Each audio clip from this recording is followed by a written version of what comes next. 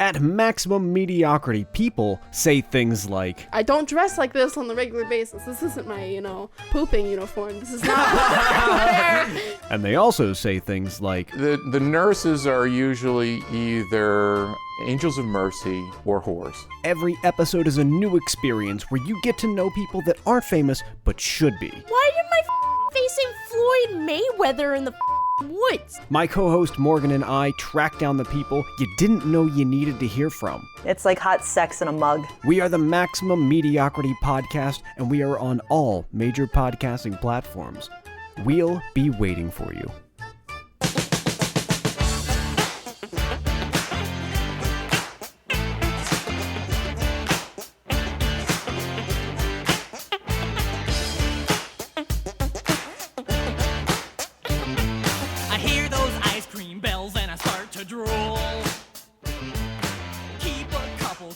In my locker at school.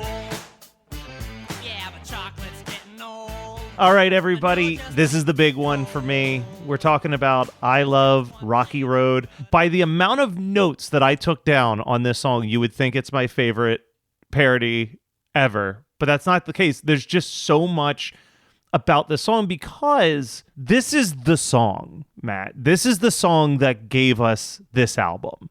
Yeah. Essentially. Yeah. It's true. Like, it is a very important song in the history of Al. This song basically opened the door for him working with Rick Derringer. Right. And that's the biggest thing about this, is that this parody caught the ears of the right people, as well as another parody we'll talk about on this album. Those two particular parodies really kind of blew open the doors of his acceptance in the music industry.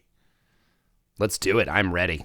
All right, so let me ask you, before we dive into all this, what are your early thoughts on I Love Rocky Road? I feel like it's kind of a one that people know of, even if they're not a big Weird Al fan. This one kind of has burst it more into the mainstream than a lot of the earlier Al parodies to me. I think so. And so this is an interesting one because sometimes your perspective is different. You realize that like you think of something some way and then no one else in the world sees it the same way. In my mind, this is like one of Al's bigger ones, at least from the early days. I felt like people heard this and knew this. My first experience, we were talking about it the previous episode about the compilation albums, and this was on the Food album. This was the first time I heard this track. Yeah, I remember hearing it early and loving it, of course. And in my mind, this was kind of like an early sort of bigger song for me. In my mind, this is the biggest song on this record, but I don't know if that's true. Yeah, I guess it's hard to say. Yeah. I would argue that of the professionally recorded songs, this is the biggest one. Right. I think that there's the songs that were big on Dr. Demento before this album was even considered a possibility that might have a little bit more mainstream success. It's definitely a bigger song than Ricky. That's for definitely sure. Bigger than Ricky. And I don't know what, I feel like I heard this, man, again, maybe this is a false memory. I feel like I heard this on the radio. I don't ever remember hearing like the Dr. Demento tracks because they're so lo-fi. Yeah. I don't ever remember hearing that. I don't know if they got much play outside of Dr. Demento, but this, I feel like I heard like on goofy like morning drive time radio shows when I was a child. Yes. I think that they actually played this. I think, this did get some sort of mainstream attention for how ridiculous it was, and that he was parodying a obviously super, super popular and well-known track. Something that I didn't know until I was doing the research, I didn't realize this was a cover for Joan Jett. I just always assumed that this was a Joan Jett original. Yeah. But it was actually written by a band called Arrows, and one of the members of Arrows, John Hooker, is the one who heard this parody and was like, you need to work with Rick Derringer. Oh, and that's made interesting. That connection. I did not know that. Yeah, like he was so into it that he was like, we need to do this. That's incredible. And also, the other big thing was that for a long time, Weird Al was having trouble getting a record contract. But Jay Levy, who was an artist's manager, got a copy of I Love Rocky Road, and he was so impressed with it, he immediately just started playing it on their top 40 station, and it became the most requested song by the next day. People were just like, what is this song? Who is this?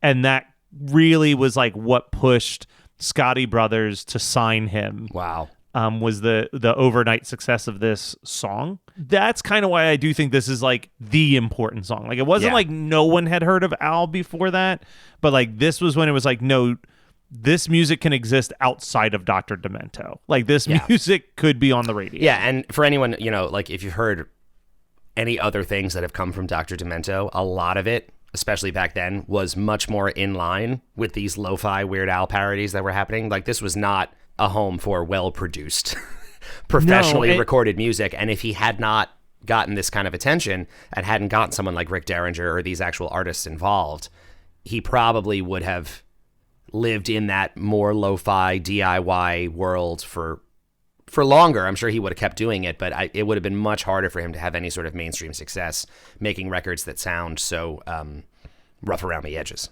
Yeah, and I think that also an element of it is that when you think of Dr. Demento, you're also thinking about, like, he's also playing a lot of very old records, too. He's, the stuff that we talked about in the first episode where we referenced, like, Stan Freberg and Spike Jones and Benny Bell and Tom Lear, like all of those voices were definitely being presented on Dr. Demento, but like none of those, even those, they sound old. Like you listen to those records and they just sound, by 1979, those sound super dated and grimy and lo-fi compared to, like, we're talking about 1979 when he's doing stuff like My Bologna, like that's at the exact same time that, like, the Boston self-titled record is dropping and, like, completely changing the way that, like, a production can be done. Yeah, next level production stuff is happening all around. Yeah, right? It's true. And he's in a bathroom. It's like, and you can tell. Yeah. Yes. So what do you think about the song from just like a musical standpoint? We'll start there because the video is where I really have a lot that I want to dive into. But Sure. I think the song is interesting even without the video for the most part. Yeah. Well, so I mean, we talked about this a little bit as well, but so interesting to me on this record. This is the only album, as best I can tell. I have to, like, as we continue to explore these, I'll refine this maybe. But on this record, it's the only time that they are really having a tremendous amount of fun messing around with these songs. Yes. Like the Manualist, I think, is the official name, right, of the guy who's playing his hand farts. Yeah, that's I just wrote down the hand farts intro is a very nice Exactly. touch. And that's such a thing for these early records of Al's. There's a cutoff point where all of a sudden we have no more hand farts as accompaniment. Like Al, like it went for years. And then at a certain point, he must have just had a switch go off and be like, we got to move on from this. Like everything can't be a hand fart percussion. But this has it. And it's got the accordion, as you pointed out, of like a record with accordion all over it. So this is not a straight cover. Musically, it's not a cover of I Love Rock and Roll. They are putting their own spin on it. It has that weird, accordion and manualist energy, but that just adds to the fun. I mean, again, this record has such a sort of like, despite the better production on this track, it still has that sort of homespun punk rock DIY energy attached to it, which I love about it. It's a very punk rock album to me still. And the lyrics are decent enough, but I think that, again, kind of similar to what we were saying last week with Gotta Boogie, like the musical performance of the song is really like the standout to me. Yeah. Similarly to what we were talking about with Ricky, like the accordion feels so weirdly at home. Yeah. In this, like in a way that it shouldn't, and in a way that it doesn't on a couple of the other parodies on this album. Yes. And the accordion solo is brilliant to me. Totally. Like doing that guitar solo on an accordion, probably the biggest part of the whole song that still makes me laugh is him just going, "I'll make it talk." Like it's such an over the top thing to yell about an accordion solo that it like gets me every single time. Agreed completely. And yeah, I mean, from a lyrical perspective, as you said, like, nothing super visionary here, but you really get the sense like he is setting a template here for future enormous success. For sure. This is the first marker of like, I mean, he had done, we haven't gotten to it yet, but My Bologna was recorded before this, which touches on the same sort of idea. But in terms of the production and I'm going to take the original, I'm going to re-record it, and I'm going to make these lyrics about eating large amounts of food. That proved tried and true, and this really was the first example of like almost the complete idea of that, I agree. I think the other thing that's worth comparing it to My Bologna a little bit, and also like Another One Rides the Bus, I think what makes Ricky stand out. Ricky and I Love Rocky Road stand out a little bit more than My Bologna. And Another One Rides the Bus is like, we all know someone who does a song parody on the fly about something where they just change like one or two words, but the basic song structure is still the same. Yeah. And I feel like that is the My Bologna and Another One Rides the Bus. Yeah. Whereas this one, it's like there is very few lyrics that are even close to what the original lyrics were in the song, but it's like the rhythm and the attitude, but mixed with something completely absurd. Yes.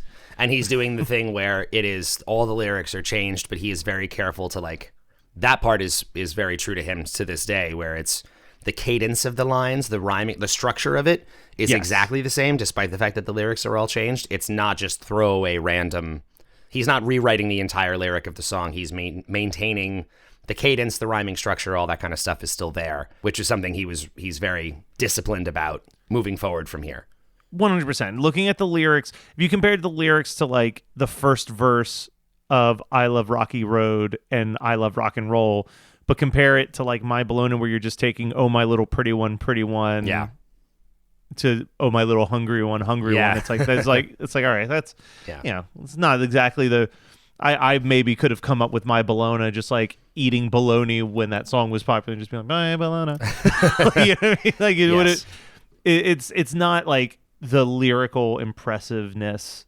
And then the other big weird production thing in this song for me is the sped up vocals towards the end of the chorus. Oh, that's right. Just how chaotic it gets near the end of this song. That's right. I forgot about that. Yeah. And it's, again, a very interesting, like, they're really going for all sorts of, they're throwing a lot of ideas at the table on this record, and they're definitely experimenting with all these different things. They're not being so precious about the source material, at least not in every way. Yeah, no, it's great. Yeah.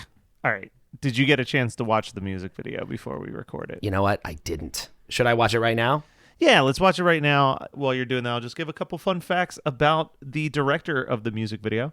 The music video was directed by a guy whose name I will never be able to pronounce. D-R-O-R. Doror. S-O-R-E-F. Surf. So Durf Surf, I guess, is how that's pronounced. I have no clue. I apologize, sir. But he actually went on to make some movies starring John Travolta, Peter O'Toole, and Samuel L. Jackson. None of them were particularly good or well-remembered movies, but he did make movies with those big names in it, and directed several episodes of The Power Rangers, but his career stalled out in 2015 when it became public that his film Not Forgotten was financed entirely through a Ponzi scheme that he was running. What? Which I also, at this moment, realized that while I've heard the term multiple times, I don't know what a Ponzi scheme actually is. Well, you know what? I think I know, but now I'm too scared to say. We're gonna have to look that like, I don't know. So something that he apparently, but yeah, so that he hasn't really made a movie since that whole controversy in 2015. The other big thing that's worth noting while you're watching the video is, as we pointed out with Ricky really didn't do anything to match the look or feel of video. That is not the case this time around. If you watch the Joan Jett I Love Rock and Roll video, they are definitely hitting specific tones. Al is dressed almost identically to Joan Jett in that video. They just changed it from a tavern to an ice cream parlor. But for the most part, the general concept and shots of the movie, or of the music video, the original video, are being recreated, and that essentially becomes what you can expect from any Weird Al music video going forward. That if he's parodying a song, you're going to catch a lot of homages to that music video. Yeah. I mean, it's definitely a huge production step up from Ricky, but it is still very clearly a cheap video in the way that pretty much any music video before like 1985 was a cheap music video. Absolutely. Yeah. You're definitely shot on a set. That is a very clear thing. But I feel like you get a couple Weird Al-isms in there. Definitely him smashing his face against the camera is something that you would see time and time and time again in future Weird Al. Yeah, squishing his face against the glass. That's a real recurring theme for him. Absolutely. And as you pointed out, I think the visual, because in the Ricky video, he's dressed like Ricky Ricardo. And in this one, this is the first time you see him really looking like the Al of the 80s and 90s. basically, and into the 90s. Yeah, that's right. Yeah, he doesn't really change until Running with Scissors. Running in with 99, Scissors is the debut of the new Al look. which is lasted longer than the original Al look. At this now, point, I it guess. has, Yeah, right? It's yeah, crazy. it has. I also think that this video, a little bit more than Ricky, there was still an element of this in Ricky, but this video really shines that like raw confidence in what he's doing, and he has one of the greatest skills for intentional overacting of any music video star I've ever seen. So true. There's a quote from Steve Martin in the book Wild and Crazy Guys where he says, like, to me, the art of comedy is the absurdity of trying to be funny. And like, I feel like that ethos oozes in every Al video where it's like, there are good gags and then there are gags that are so stupid that they're anti-comedy. And that's Yes. like his whole point is like the idea of having to shoot a music video is stupid and absurd. So let's get as ridiculous with this as we can. Absolutely. Yeah. Yeah, because this is like, you know, this is 83, so MTV's only been a thing for 2 years at the time that they're making this video. They're probably still playing old performances from Midnight Special on the channel more often than not. Yeah. So like we're in that early age where it's like, like it's doing a music video is kind of like an unnecessary requirement, like an unfortunate requirement to the job at this point more than something that you want to do. Kind of, but also from my understanding of that time period, it also was because it was so new and they didn't have as much content, you could break on MTV in this unique way where it's like if you had a video, they had so few videos to show that like They would if play you yours made every one, hour. if you Yeah. made one, they were like, "Oh great, well we'll air this. This is fantastic." Like they were so happy to. Another band who I love, who have a lot of, you know, at least parallel lines with Al, is They Might Be Giants. I'm sure they will come up again, but I know from their history, they were like they swear by a lot of their early success came from the fact that they had very early music videos, just because they thought it was interesting to do. And they found themselves getting played on MTV purely because they had made a video that they could show. And there was like, they really had no business being there if not for the fact that it was a music video. So I think Al probably had some version of that as well, where it was just like, oh, this is, you know, they ran it because it was there. Lloyd Kaufman from Troma Pictures always talks about how, like, in a similar vibe in the early 80s, when VHS first started coming out, so many of the big studios were so anti the concept of the VHS and the VCR because they could only see, you know, going to a theater as being where they could make their money. So they would like refuse to make their movies readily available. But he's like, you know, for a company like Full Moon Pictures or for Troma, like we jumped on that opportunity and it basically made us rich beyond our wildest dreams, because like you're walking into a video store and you don't have a lot of options in there, so you're just going to keep renting these movies from us. It's so funny you point that out because I only found out recently, you know, this was before my time. I was in the 70s when VHS first became a thing. The studio was so afraid of it that when movies came out on VHS, they were really expensive. Like I was told that early VHS copies of movies were like $100. Yeah, like $100. That's why you would have video rental stores. That's why you had video rental stores, but it made it cost prohibitive, where basically they were like, we'll only let you do this if renting a movie is comparable in price to seeing it in the theater, because they really wanted people to continue going to theaters. But, and this is a real tangent, although there's, you know what, Al connects to everything in some way, because I'm going to talk about Star Wars for a moment. Exactly, yeah. I heard that you could argue that was a huge part of what made Star Wars have the impact that it had, is that Star Wars came out right at the time where VHS started to become affordable. Yeah. And a huge, like, all of a sudden, that was like one of the earlier movies that people grew up owning and being able to rewatch at will. Before that, and that's where you the couldn't Disney do it. Vault evolved as well. Yeah. Because Disney for the longest time was like every 20 years we'll do a month where we bring out one of these old films. Yeah. And then when the VHS thing happened, that was like the big controversial thing. I think it was Pinocchio was the first one they put out on VHS, and then everything was like, oh, you're breaking Walt's dream that these would be like once in a lifetime experiences. Exactly.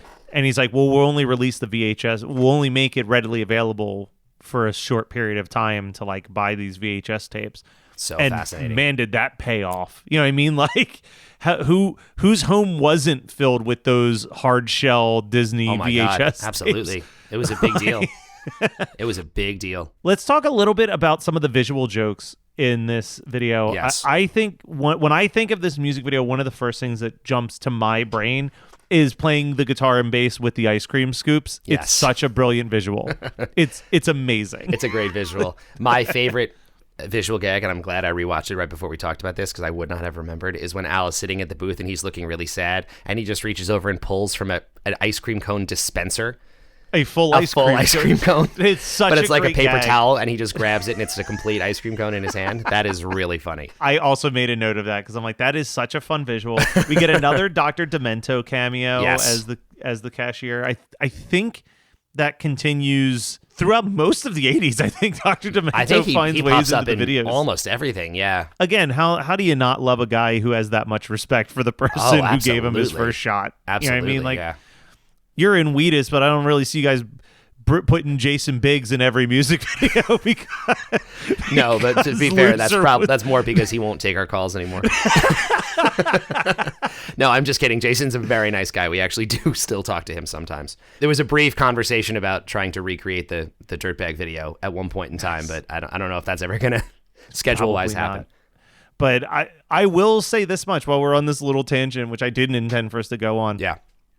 I love that movie, Loser. I know that was like one of the most poorly received like teen flicks of that time period, but I fucking love that movie. That's good to hear. It really was so poorly received. You know, this is like Brendan, and I was not in the band, you know, at this moment in the history, but I remember when that movie came out, and we've heard about it a lot, and it was just like, at that time, it was like, it's the new Amy Heckerling movie. Like, she was one of the biggest.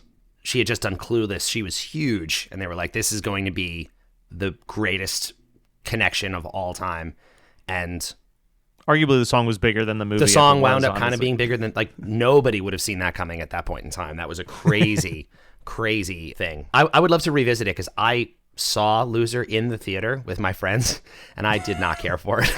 But I don't know why it brought me so much I think it also had a lot to do with the fact that like gothy punk Mina Savory is clearly my perfect woman, I guess. So like, you know, being the right age to watch that movie and be like, oh, and that kind of set the template for like every girl that I tried to ask out throughout all of high school. Oh, that's huge. That's a real like milestone. Oh, she left an impression on me. The other weird side effect for us for that, because the music video features Jason Biggs and Mina Suvari from Loser, everybody for years to this day assume that the video is a tie-in to American Pie.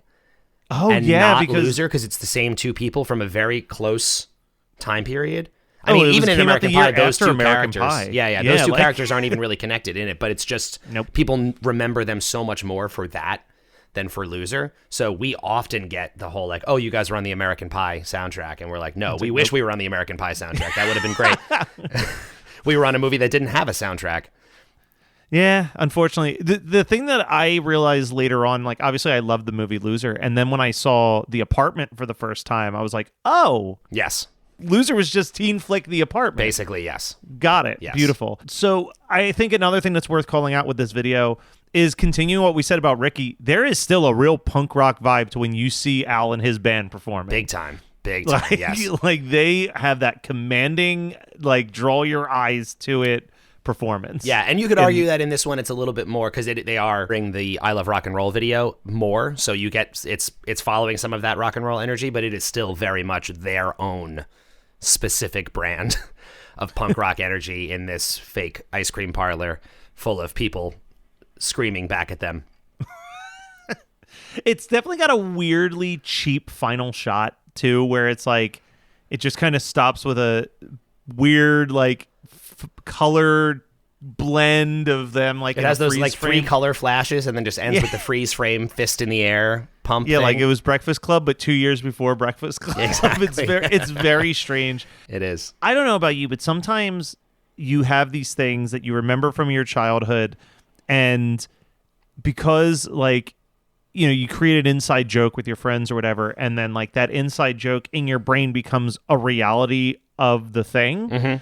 And that happens with me with this song, because there's a part where he says, all the soda jerkers know my name, and then a word bubble pops up that says, hi, Al. Yes.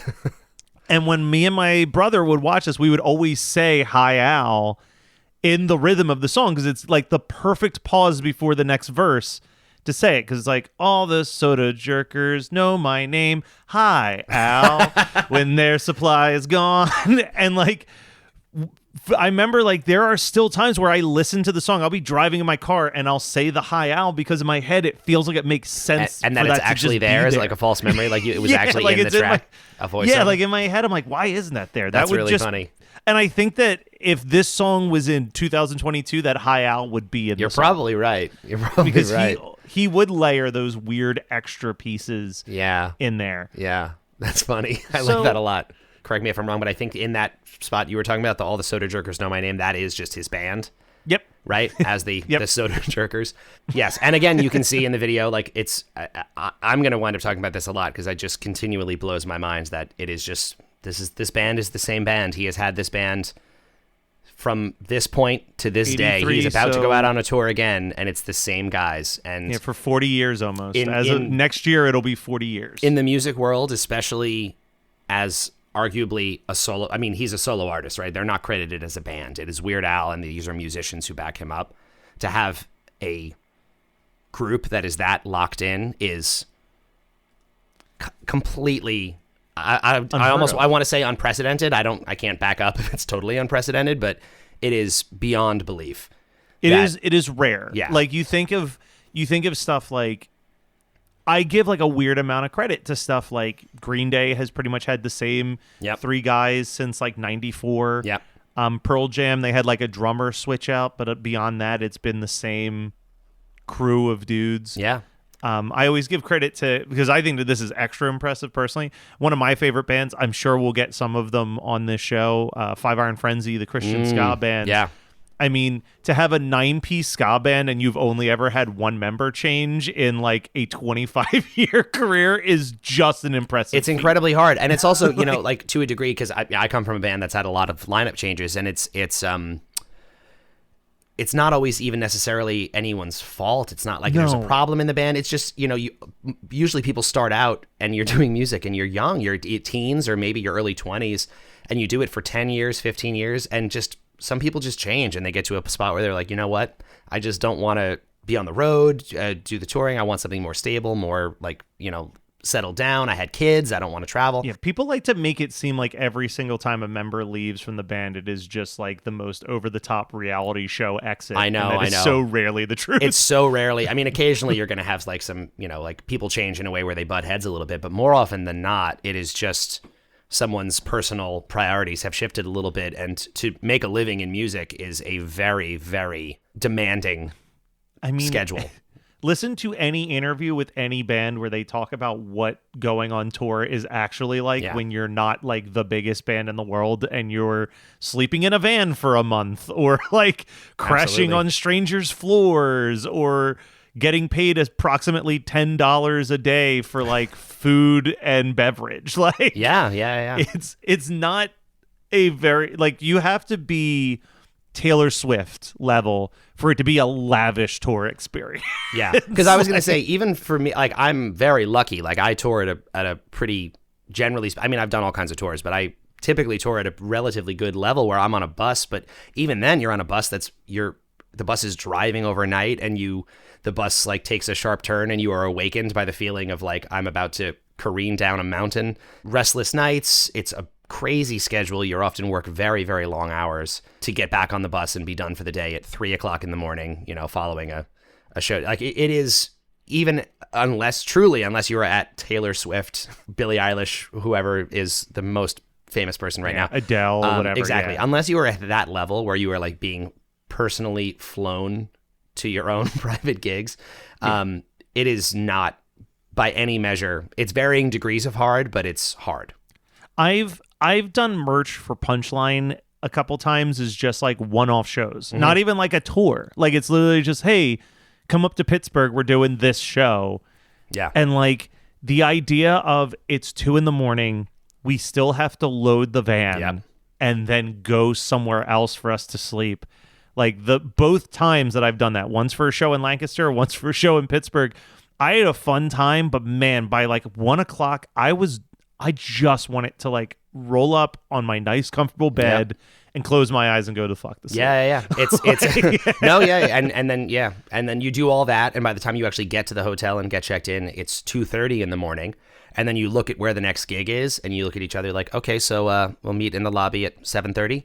Yeah. And you're like, oh my You get- god, you this get is your like five- barely enough time to shower and sleep. And how much are you paying for a hotel room for essentially 5 hours? And then it's like I've had before people like, it's not enough time, I'm just going to sleep in the van. I've done that myself many times. Anyway, so the long way around to this is just that it's a testament to, I'm going to say, Al, and to this group, the fact that this lineup has been so intact for so long and clearly just love what they're doing and love working together is just incredibly rare. And there's some luck and good fortune in it, but it is certainly a testament to these human beings that they have managed to pull that off. It is a real, I tip my hat as far as it can go. That's no small feat. All right, so I got one last question for you before Yeah. we start our rankings here. What is your favorite ice cream flavor? Because I certainly do not love Rocky Road. Rocky that Road would not is be my song. Yeah, I would not say that I love Rocky Road. Although, funny enough, I probably like it more now than I did as a kid. I was never like a fan of like something that was too nutty as a child. That was like practically health food being added to my ice cream. That's how it felt at the time. In hindsight, that's ridiculous. No, my favorite ice cream flavor, you know, it varies a lot, but it's probably something like, I'm going to say like a chocolate chip cookie dough. That's my go-to. There you go. Look at that. I constantly have Ben & Jerry. I always have a pint of Ben & Jerry's chocolate chip cookie dough waiting for me. I don't eat it often. Yeah. But if I feel a sudden like, man, I need some ice cream, I like having it in there as an emergency. You can't go wrong with that. And, you know, funny enough, to the lyrics of Al, I can identify because I actually can't keep ice cream in my freezer because I am incapable of not eating the entire container at any given moment. So I've developed a really good self-control with all that stuff. Like I have 10 years ago, this would be physically impossible, right? yeah. But the other day I went to the grocery store and it was buy one, get one free on family-size double stuffed Oreos. Oh, my God. And that was a week and a half ago. And the first pack is still open with a full sleeve of Oreo waiting for me. See, like I can't do that. I've maintained being like, I'll I'm allow very myself impressed. maybe 4 or 5 and then I'm like done for the day. My, I used to crush a whole thing in a night. Yeah, Like, I'd but be I like, mean, all right, that's let's what- go all 3 sleeves. Absolutely. That's what they're for. My wife gets pints of ice cream, and she will do the thing where she will open the container and take like the one tiniest little spoonful and eat it and then put it away. And I'm just like, what are you doing? What is happening? How is this possible? Like, you didn't even get all of the elements of the ice cream in that bite. Yeah, no, if there's a... So sometimes, every once in a while, it's like, hey, if I'm just going to have a quick... If I've had a big dinner and I'm like, I just want like a little bit of something else, I can maybe do 2 or 3 scoops. Mm-hmm. But most of the time, if I'm having ice cream, it's usually I'm hanging out with my friend Rachel. Mm-hmm. We're having our trash night, is what we call it, Nice. where we watch some trashy TV and eat some trashy food. And usually at some point, it's like, yo, do you want to run to Wawa and get some ice cream real quick? you go. And I will kill a full pint. Like, I'm just like, all right, let's go. Like, put on that Jersey Shore. I'm going to destroy this ice cream now. My usual move to protect myself is that I try to not have it in the house and then go. If I'm out somewhere and it's like, oh, look, there's an ice cream place. We have a couple near us. I will go there and I will get a cone or a dish or whatever it is.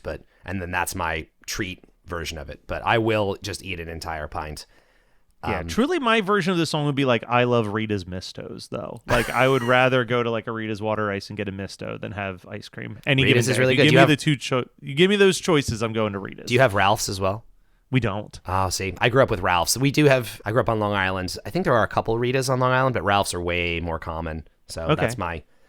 Good to know. Yeah. All right, well, let's start with parody. Where are you ranking this? Is it above or below Ricky? I'm going to say this has to be above Ricky. Okay. In my mind. I went opposite. You did? Oh, this is great. Yeah, we're already I'm on a so glad we're divergence. diverging this early on. Yeah, I just, like I said, I love the song Ricky. I think it is the perfect opener to the album. This is I will play this hand.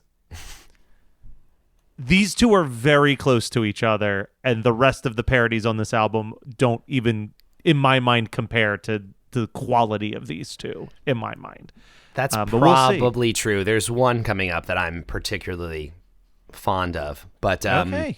Okay, we'll see. But I think, to me, a part of what I love about this is that I do enjoy Ricky a lot. This, like I said, this is to me, this feels like the first true stamp of what is to come for Al. This is a real marker in his career of like, this worked.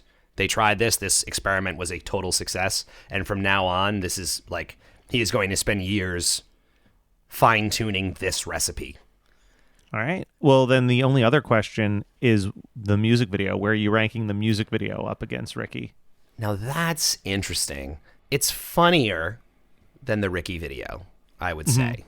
The Ricky video is weirder, which I like about it. You know what? I'm going to flip it the other way, and I'm going to say I prefer the Ricky video. I agree with you on that Okay, too. there you go. I think that there is something about the energy, and I know that it's stupid to make my entire decision off of a single shot. Yeah. But there is no moment in the I Love Rocky Road video that has stuck with me as much as when that door opens and you see the band just rocking the hell out. Totally. Like that alone pushes the Ricky video up for me. I'm inclined to agree. I'm going with the Ricky video at the top currently. Yes. All right. We're going to talk about an interesting one next week. I don't think this has ever happened again with Weird Al, but we're going to talk about an original that is all lyrics written for a parody that got declined. Yes. So stay Super tuned weird for one. that. Yes, looking forward to it.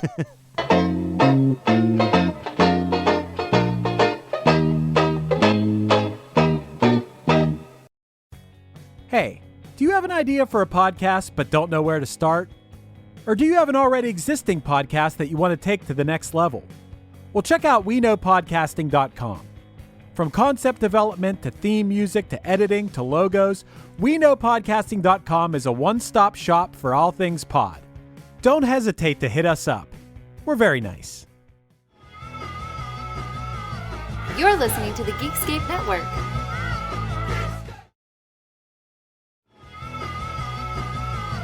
You're listening to the Geekscape Network.